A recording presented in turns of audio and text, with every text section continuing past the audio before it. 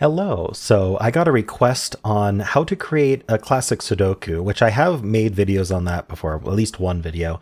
But in that video, I created a difficult one, or at least one that included a specific technique that I found to be interesting, and I wanted to make sure that was preserved and you couldn't bypass it easily. But this particular person, and I'm sorry I don't remember who you were, but this person wanted me to explain how to create a Sudoku that was on the same level as, say, the New York Times hard Sudoku. So let's go over, first of all, some reality checks here. First, pretty much any, especially easier Sudoku you're going to be solving, unless it came from a really specific source, is going to be computer generated. There is no human involved. Maybe a human has tested it before it was published, but honestly, that may not be the case in a lot of cases. So computers, let me just explain how a computer is going to create a Sudoku of a particular difficulty, because I think that might be interesting. And then I'll go over how a human might create one. And of course, every human's going to have their own style and way to do it. So I'm going to go over how this human, myself, would go about making one like that. So the first thing I'm going to do is I'm going to demonstrate what a computer would do. So first, it starts with a random finished grid. And then what it does is we choose what kind of techniques we want to be required to solve the puzzle. So in this case, if we want to be like a New York Times hard puzzle, I would say only singles, tuples, and pointing. So tuples are going to be hidden and naked, like pairs and triples and things like that. And pointing is going to be pointing and claiming. All right. And so now what I'm going to do is I'm going to show off some of my solver features here. So I'm going to turn on include logical candidates here. And I think what I'm going to have to do is I'm going to have to go through and I'm going to have to make all of these givens instead of non-givens. And so I'm just going to quickly type that out. All right. So I have made all of these givens. That way the solver is going to respect all that. So if I were to remove, say, this 5 in the middle, and I turn on my true candidates feature, it's going to show up as, hey, that's supposed to be 5. So what it's going to do is it's just going to start picking a random cell, and I'm very bad at being random because I'm a human, but it's going to pick a random cell and it's just going to start deleting them. And it's going to keep doing that until the puzzle is no longer unique. And so until we actually get some kind of issue with our puzzle, we're going to have to delete quite a few of these digits, and it can do this in microseconds. If you have the right software optimized correctly. All right, so I'm kind of trying to hit every box. It wouldn't be doing this. It would literally just be random. Okay, at this point here, I have tried to remove a digit and I'm unable to, because that makes that a 4-5 pair. So what I'm going to do, I'm going to re-add that, and I'm just going to highlight that in red. And actually, I know that all of these are going to. This is a net. Okay, yeah, this is a necessary digit. You can actually see. Otherwise, we'd have this deadly pattern of 4 5s, right? If I remove this, then there's nothing that distinguishes these 4 5s. So this is actually a uniqueness technique called empty rectangle, where we work backwards and say, not empty rectangle, sorry, unique rectangle, where we would work backwards and say, well, these couldn't be a 4-5 pair. They'd have to be, something else would have to come in there, because otherwise it wouldn't be unique. But in this case, it actually isn't unique. And so that's why. So I'm re-adding that 4. And I can mark that red as I'm not allowed to remove that anymore. But I can just keep going, and I can just keep removing digits here. All right, so I'm going to remove digits here, keep removing. Let's remove that one too. I've got a few in this box here, this one here. So I'm not actually being as random as a computer would be, because I'm just trying to get this going. So we probably want, like, okay, so that one there that I removed, it's no longer unique. So I'm going to undo. I'm going to mark that red, and I'm going to keep going until basically until I can't remove any more digits from the puzzle. So we're getting close to that. So what if I just go through these one at a time, left to right?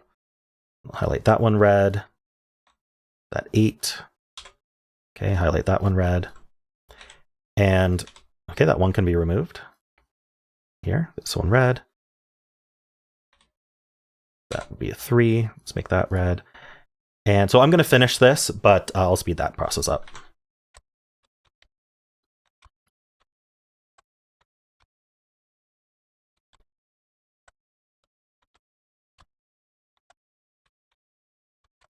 All right, I have just finished. Oh, I missed this 5. Sorry.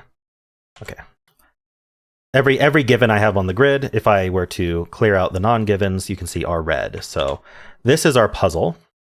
Now what it's going to do is it's going to evaluate what techniques are required in this puzzle. So over here, if I just use solution path, you will be able to see that. And I'm not surprised. The entire solution path is just naked singles and hidden singles. So it would mark this one as an easy. So this is how, it would be like, okay, I've got an easy Sudoku on my hands. And so it would categorize that as easy. And it's able to do this, like I said, in microseconds. I could produce tens, hundreds, even millions, 10,000s, 100,000s, millions, tens of millions of puzzles very, very quickly within seconds. Maybe if I were to let it go overnight, I could end up with a ton of them, right? And then they'd get classified into difficulties. And then I could try to pick out maybe the interesting ones that have specific properties to them. So you can end up being very discerning because you have a giant list of puzzles. You can end up being very discerning on how you're going to grade them, what you're going to look for in them, and then you can publish the ones that looked interesting. You can even try to finish them yourself. So I do not recommend setting a puzzle this way. If you're a computer, yeah, sure. That's basically what computers are going to be doing. It's very, very fast. And because it can pump them out so quickly, you can then it's all about just designing the appropriate filter so that only the ones you're looking for end up in the, hey, try these out bucket. And a vast majority of them that you're going to create are either going to be too easy or too difficult. And so you just need to create a bunch. So there's no way you're going to do that yourself. You could, but you're going to end up with a puzzle that's very easy. And also, it's not going to be very interesting. It'll be just like any other random computer generated Sudoku. And you can see that now it's basically up to the filtering to determine the difficulty, and it's a computer doing that. And because there's no way a human is going through and solving a billion puzzles that got produced overnight, right? A billion might be an exaggeration, but it might be a little bit less exaggeration than you'd expect. And so a human's not going through and curating that. Instead, there's a filter curating it that was programmed by someone, and it's up to that programmer to first of all, be very experienced with Sudoku and also have very good ideas on how to filter Sudokus for what we're looking for what we're trying to publish. So yeah, not super effective, but it's kind of the shotgun approach. So I'm going to go over how a human might make a Sudoku that uses a specific list of techniques. And we're going to go do the opposite. But what I'm going to do is I'm going to use this true candidates feature. And what this feature is telling us, it's going to tell us a few different things.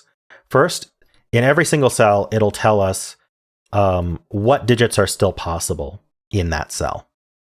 That would lead to a solution. So for example, if I put a 1 here, it's going to remove 1 from all of these cells because they would break Sudoku rules. Otherwise, there wouldn't be a solution for that. But for any reason that it couldn't be a solution, it's going to tell you instantly. In addition to that, it's color coding it. So if we get close to, if we get fewer solutions, under 8 solutions, if that digit were set. So let's say this 2 were like a light blue in my tooling. If I then were to make that a 2, what it would be telling me is that there are very few solutions left for making that a 2. And if it turns green, that means that the solution there will be only one unique solution if I were to make that a 2. Obviously, that's not the case right now. We have an empty grid. And then also, because I have this include logical candidates on, a digit will be red if it's not actually possible, if it would lead to no solution, but it cannot be proven via the list of selected techniques. And that would mean that you would need a more advanced Sudoku technique in order to prove that digit's impossible. And that's useful to you as someone creating the puzzle so that you can say, well, someone who's at this point in the puzzle would not know that digit's not possible. So I'm not going to use that fact when analyzing what kind of to place next. And that can be very useful if you're trying to set a puzzle that's harder than the list of selected techniques. Like if I wanted a puzzle that could only be solved via something more complicated than tuples, pointing fishes, and wings, then I could check all of those and then try to make sure there's still red digits at the end of the puzzle. And it can be very difficult to set a puzzle like that. But it's not so difficult to set a puzzle that only requires tuples and pointing. And so all we're going to be using this for is just to make sure that the puzzle doesn't require something more to solve. Just because it's unique does not mean that it only requires the techniques we're looking for. So the other thing I'm going to do is I'm going to think about like, what do I want to kind of set up here, right? Maybe I want to set up the New York Times trick right from the start. And we can just pick like, maybe it should be happening in this stack here. So the New York Times trick, let's just pick some 3 random digits here, like 3, 8, and 6, right? I want 3, 8, 6 to be limited here. And we can just do a typical New York Times trick here. So I could fill like, say, a 1, a 9, and let's put the 2 right below it here. So 1, 2, and 9. So that you can see that does apply our New York Times trick here, where we've got the 1, 2, 9 triple here. We've got the 3, 6, 8 triple here and the 4, 5, 7 triple here. Okay. And so we want to mark these cells as don't put digits in them. We want to mark these cells as don't put digits in them, just so we can preserve that, right? We shouldn't need to put digits in those cells in order to make the puzzle unique, but again, it is going to take some playing around. Now, maybe one other thing I can do is I can just say, well, let's see. Maybe I can use the fact that we have this hidden triple. Maybe this one here is useful because I've got the 9, 2 stacked here. So maybe I can put something in this column that's then going to restrict something over here.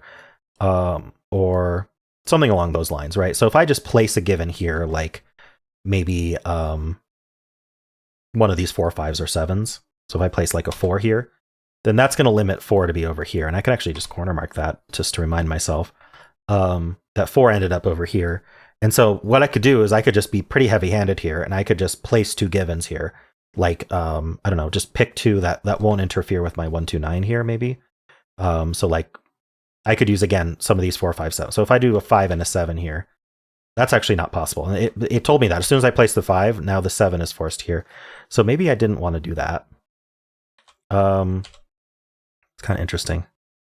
Yeah, so why does placing a 5 here do that, I guess is the question. So 5 here is going to, right, so from here, the 5 is going to look up here. It's going to put a 5 in one of these 2 cells, which is going to make this a 1, 3, 7 triple. That's actually interesting. Let's actually use that. So we'll put the 5 here, and then that's using what I was trying to do, but it's actually up here. So this 5 here is going to look up into here. It's going to put a 5 into one of these 2 cells, which then creates this 1, 3, 7 triple. So this stack is going to be really interesting to look at. Now let's focus on some other bands or something like that. So maybe I could do something like put a 1 here and a 4 over here, something like that, just to kind of restrict where 1s are here and 4s are over here. And you can kind of just really at some point you're kind of just going to look for something else to do. So maybe I'll create a crossing, right? So maybe just pick a random digit here, like an 8. And let's make a crossing on this. So I'm going to place maybe, let's see, what do I want to do a crossing on? Maybe something over here. And I like to stack the givens next to each other. I think it looks pretty, but you can also do something like this, right? So let's use the 2. So I'll put a 2 here, and I'll put a 2 maybe down here. And that's going to create I could put a 2 down here. That might be better. So it doesn't interfere with this stuff. But that's going to create a crossing on these 2s. So now 2 is limited up here. And 2 is now down here.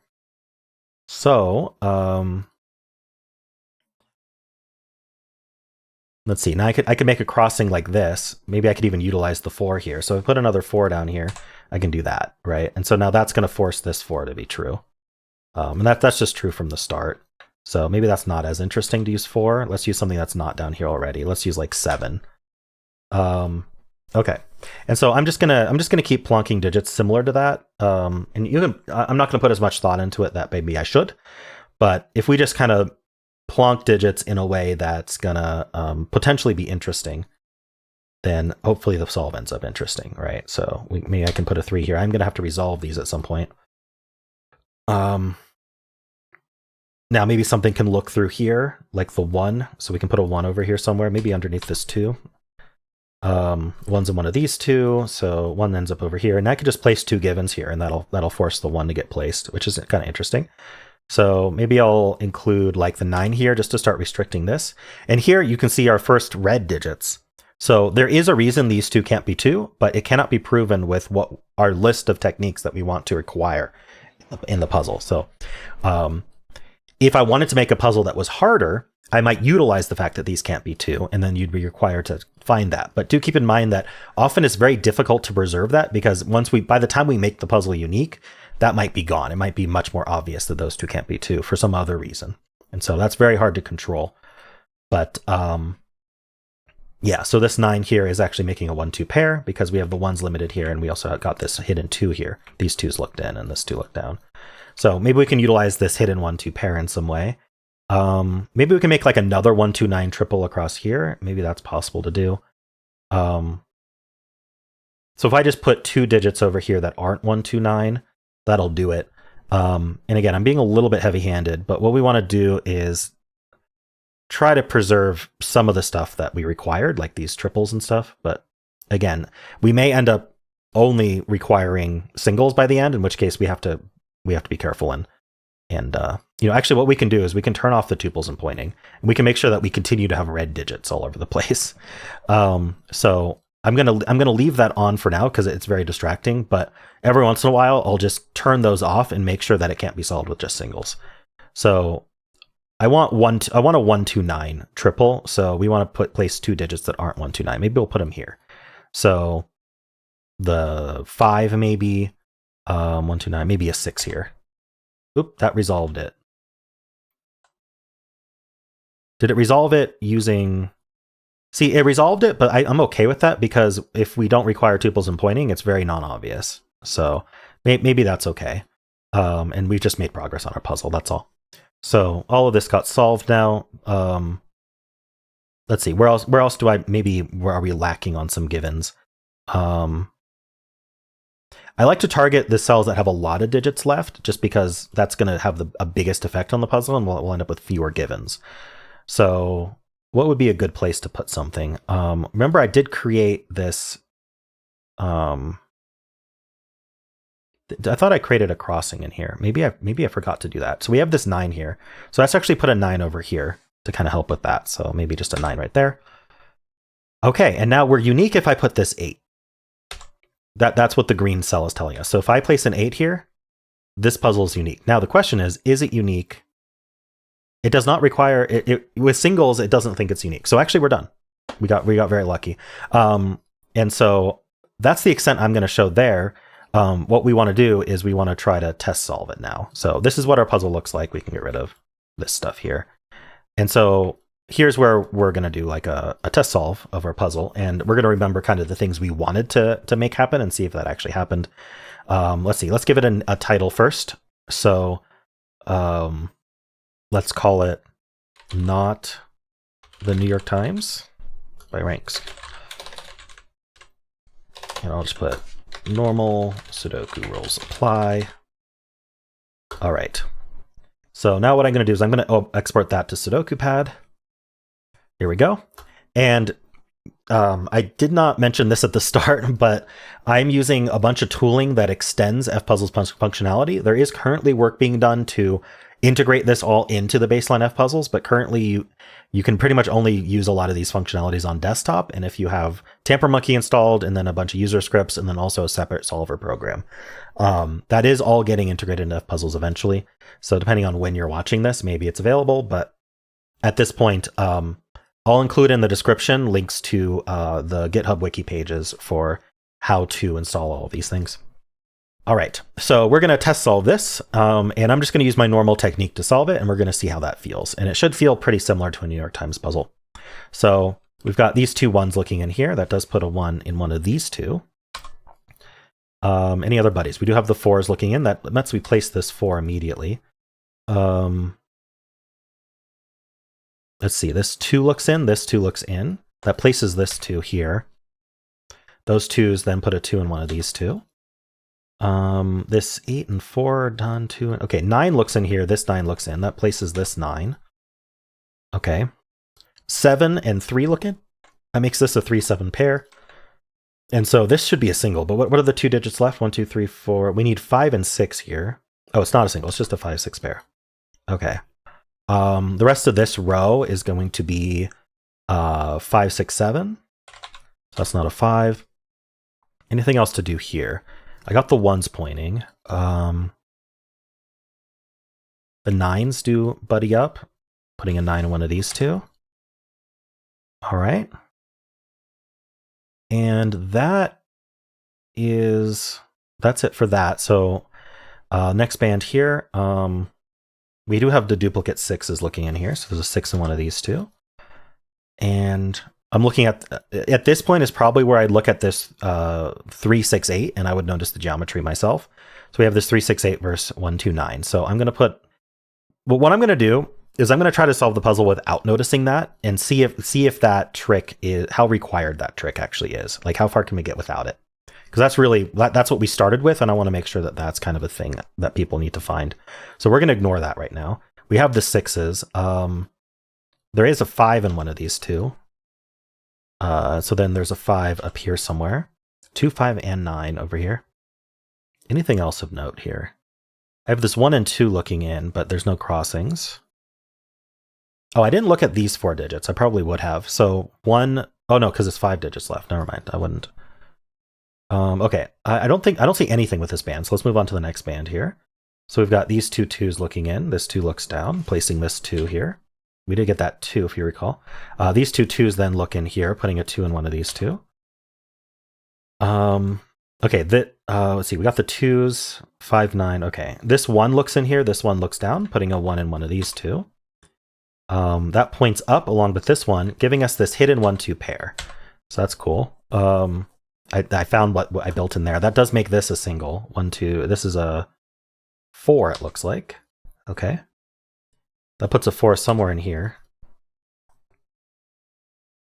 All right. I've got this 9 and all these 9s looking in. That does place 9 here. These 9s look into here with this 9, putting a 9 in one of these two. Oops. 9 in one of these two. 6 and 8 looking down. Okay, this is where I might notice the 4, 6, 8 as well. It's actually a little bit different than this 3, 6, 8 here. But let's ignore these hidden triples for now, see how required they are. Let's go through normal scanning first, as if we didn't find those. So 1, 5, 6, 8. This is only 6, 8. I'm just going to write out 1, 5, 6, 8. That's not 5, that's not 1. I wouldn't mark this one. Okay.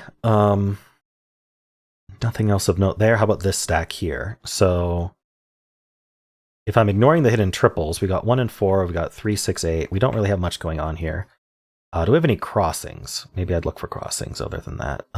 3 and 5 looking in. No crossings there. 2 and 9 looking up here. Yeah, I'm trying to ignore the hidden triples that are getting more and more obvious here. But I just want to see if they're required. I do have this 3 and this 3, actually. So it puts a 3 in one of these two. At least notice that. There's a 3 in one of these two then. Okay. Let's ignore this stack for now. Let's continue with this stack here. So we do have 2 2s here. Putting a 2 in one of these two. That's it for that. 1 and 2. Okay, I think this is a good sign because I didn't get a whole lot off my first pass here, and I'm not seeing much else to do here. There aren't a whole lot of rows or columns that are restricted that I would like go, oh yes, let's definitely mark this one up. So yeah, let's find this 4, 6, 8 looking down here. I think that's probably a little bit more clear, although I mean this one's pretty clear too. But I knew to look for this one. I kind of naturally found this one, this 4, 6, 8. So the 4, actually we can see this 4 and this 4. Maybe that's enough. Put a 4 down here. That points in along with this 4. This 4 looks down, placing this 4. These 4s look in, putting a 4 somewhere in here. And this is what you need to do when you test solve. If there's a particular thing that you want to be quote unquote required, or at least you want to encourage that, hey, if you find this, that's going to collapse that's going to make the puzzle a lot easier, then try to ignore it as long as you possibly can in your test solve, right? Because maybe there's some very easy bypass that you didn't notice. And if you do find that you don't like the puzzle, even, maybe with it bypassable, maybe you still like the puzzle and you'd still publish it. But if you find that you really don't like that, then you need to go back to the drawing board. You need to start figuring out why that bypass was possible, and you need to start changing your givens, or you might just start over. Just like the computer is throwing out 99.99% of the puzzles it generates, you're going to possibly just be throwing out puzzles if you don't like them. and go back to a point where it's pretty safe that you don't have a bypass yet. Okay. And also, do not use uniqueness on your solves if you're trying to solve a puzzle that isn't unique, is another tip that I would give. This one is unique, so we could use uniqueness if we wanted to. So it depends on whether you want uniqueness to be a bypass or not. Anyway, I don't think these 4s helped a whole lot. We got this 4. Okay, it did reduce this row to 1, 3, 6, 8. This can't be 6 or 8, so this is 1, 3. This can't be 1, this is 3, 6, 8. Okay, that doesn't help a whole lot. Okay, so I'm pretty confident at this point, this 4, 6, 8, let's just apply that. Oh no, sorry, I do have this 3, 7 pair. I would probably go box by box, and I would notice that I failed to do this 3, 7 pair, because I just did that. So that makes that a 6 and that a 5. Let's see if that, oh, no. 3, 7 pair makes that a 6 and that a... Did I not pencil this correctly? Yeah, I definitely didn't pencil this correctly, because I said there was a 3, 7 pair over here, which is true, but this shouldn't be 5, 6, 7. This should not have the 7 in it. It should have a different digit in it. 1, 2, 3, 4, 5, 6. Should have an 8 in it. Okay. Yeah, so that is still a 5, 6 pair, and then the 8 is actually placed here. Oh, I made a mistake in my test solving, which isn't good. I'm not going to start over. Normally I would, but for the sake of this video, I'm not going to start over, but we'll see how this goes. So these 8s do end up looking down. That places the 8 and the 4. And we can use this check button to... Oh yeah, we didn't include a solution. I should have. But anyway, if we had included a solution, I could have checked to make sure that I placed the correct digits so far. Okay, so did that do enough to help me? I have this 5, 6 pair now. I don't know that it did. I got this 8. So 8's in one of these two. That points into here along with this 8. This 8 looks in, putting an 8 in one of these two. I am having to use quite a bit of somewhat equivalent techniques already, so I think I'm pretty happy that this isn't easily bypassed. Let's look at this 6 now looking down. Obviously at this point, seeing the 6 is easy. So 6 is in 3 places there. 1, 5, 6, 8. This can't be 8 anymore. This is 1, 5, 6.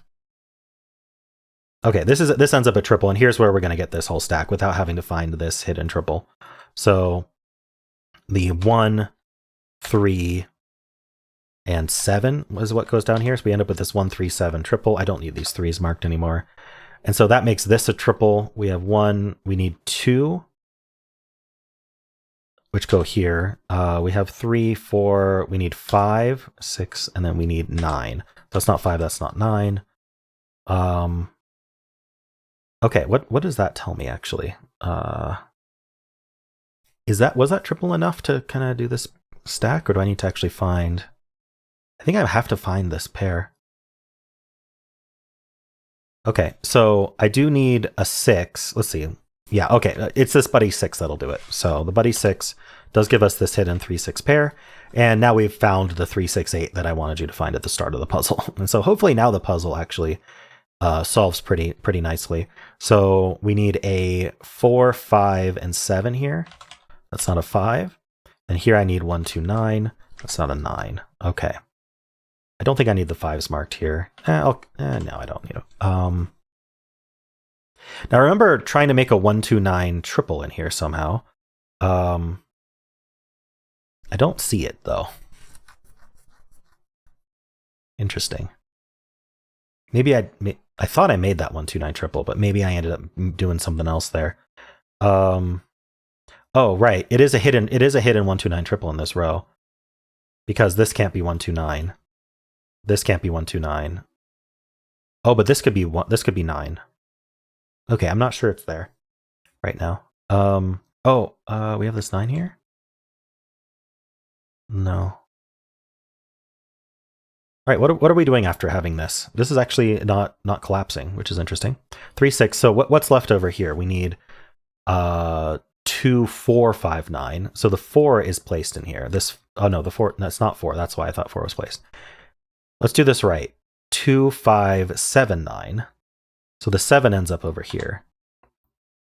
So this is 79, this is 27. That's kind of the result there. I think I made a pretty decent New York Times puzzle here on the harder side. So we have this 1-2 pair here, and we also have 4 and 6 gone. So I guess I could think about these digits here. So we can't be 1, 2. We could be 3. We can't be 4. We could be 5. Can't be 6. Could be 7, 8. So this isn't 3, 5. This is only 7, 8. This is any of 3, 5, 7, 8. So let's actually not mark that.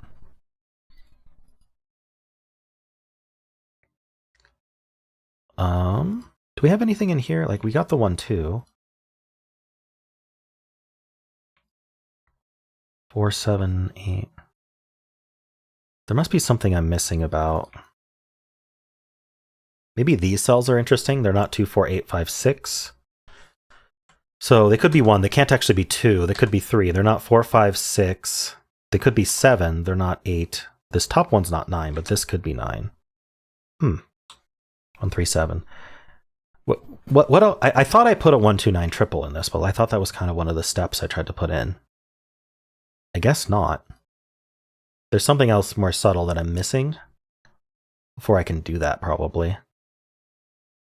What does this box need? It needs 1, 3, 5, 6, 7. 3, 5, 6, 7. Nothing there. How about this row? We need 3, 5, 7, 8. So this isn't 5. This is 3, 7, 8. And this isn't 8. This is 3, 5, 7. 3, 7, 4, 5, 7, 1, 2, 9. We know the 1 is in one of these two. That doesn't seem to help. Where would I look next? I'm going to go box by box, make sure that because I had started on that and then I found a bunch of stuff. Let's continue doing box by box here. So is it interesting that 9's point? Not really. 5's pointing? Not really. 2's pointing? Not really. 7's pointing? No. Okay. This box I kind of looked at already. Maybe these two cells are interesting. No, I don't see why. Okay. We have this 1, 2 pair.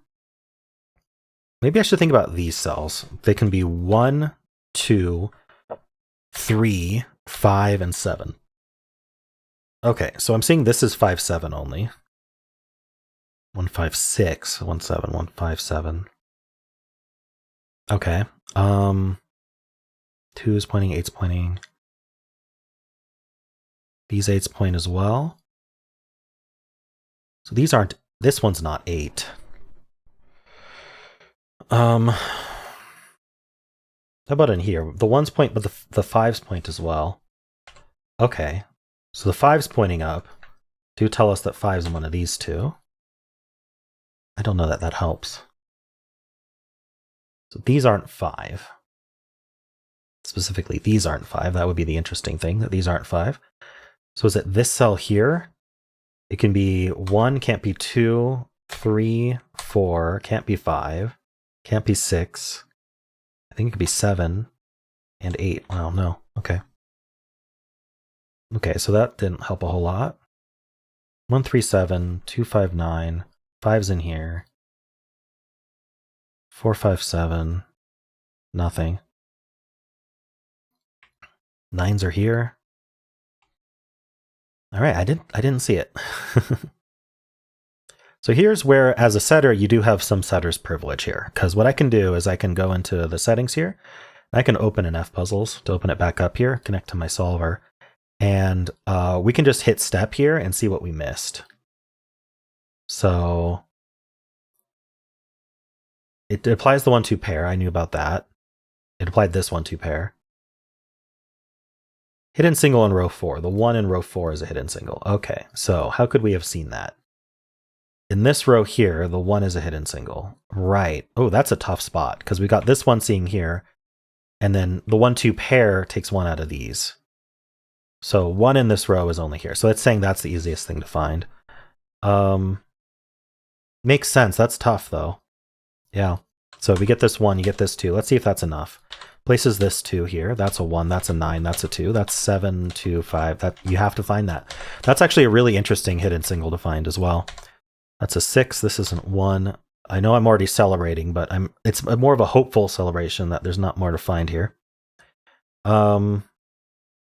This is done. That's a 7. And then this is a triple. We need the 1, we need the 3, we need the 5. Okay. 1, 3, 5 triple. Don't need the 1s there anymore. 4, let's see. 4, 7, 8, 9. The 9 in this row now is only here. That's helpful. So that's the 9, which places the 8 and the 4. It also places the 9 in here. That's not a 4 anymore. That's not a 4. This is 4, 7, 8. I think it can be any of those. Here we need 3, 5, 6, 7. Okay, how about this box here? 1, 3, 7. So the 1's down here. It feels like we should be close to done. Wow. Okay, yeah, this is definitely a tough puzzle for what it requires, at least. 3, 5 pair. He's the 3, so that's 5, that's 3, that's 1 and 5. That places the 1 there. We get our 7 and our 3 and our 8 and our 6 here. 1, 7, 3. 8, 1, 5, 6. That's 7, 4, 8. We got our 3 and our 7. Places 6, 5, and 4. We're doing the corner. That's 7, 5, 3, 7. And here is a 3, and we're done. And there's a few ways to embed the solution, but I could click New Link with Solution and use that. Or alternatively, in here, I can just have the solved grid up, and in my solution tools, which is another extension, again, all in the description, I have links to that. You just hit Save Solution here, and then you clear it. And then this is what you would publish. So what you can do is, just to make sure it has the solution, is to hit the check button here, and it says puzzle's not yet finished. Did you answer it correct? Otherwise, it would say there's no embedded solution. And so then this is what you distribute. You'd go in here, you'd create a short URL. So I'm going to do that now. Copy that URL. You can also open it so you have it open there. And this is what I would distribute, this URL here. So that's in the description if you want to try the puzzle yourself. I should have said that at the start. I'll probably put something up on screen. And so yeah, hope you enjoyed it. And if you did, then why not leave a like, subscribe, and a kind comment below.